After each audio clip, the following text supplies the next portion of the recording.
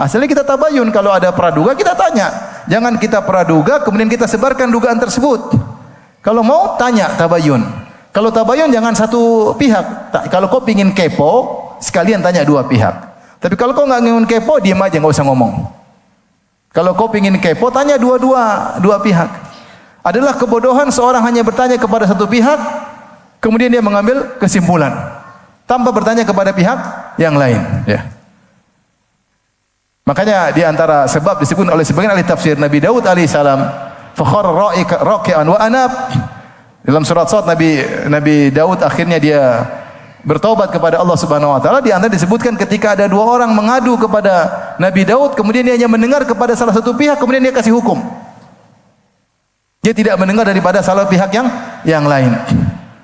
Maka ditegur oleh Allah Subhanahu wa taala. Maka dia pun bertobat kepada Allah Subhanahu wa taala. Kita betapa sering kita hanya mendengar dari satu pihak.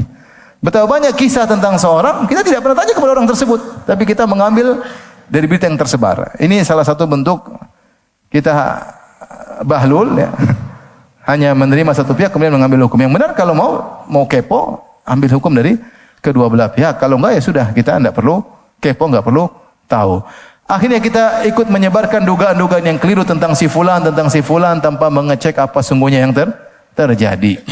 Ketika kita ikut menyebarkan keburukannya, ini kita menjatuhkan harga dirinya. Ketahuilah mencemarkan harga diri seorang terkadang lebih berat daripada dizalimi secara fisik. Makanya seorang penyair pernah berkata, jarahatul lisani jarahatus sinani lahal ti'amu wala yaltamu ma jarahul lisanu. Bahwasanya luka akibat sayatan pedang masih bisa disembuhkan, tapi luka akibat sayatan lisan susah untuk disembuhkan. Seorang ingat terus, dikenang atas di mana harga diri dijatuhkan oleh lisan-lisan dan pena-pena dan tulisan-tulisan jari-jari nakal yang mengetik sembarangan. Ya, diingat oleh orang tersebut dan dia akan tuntut pada hari kiamat.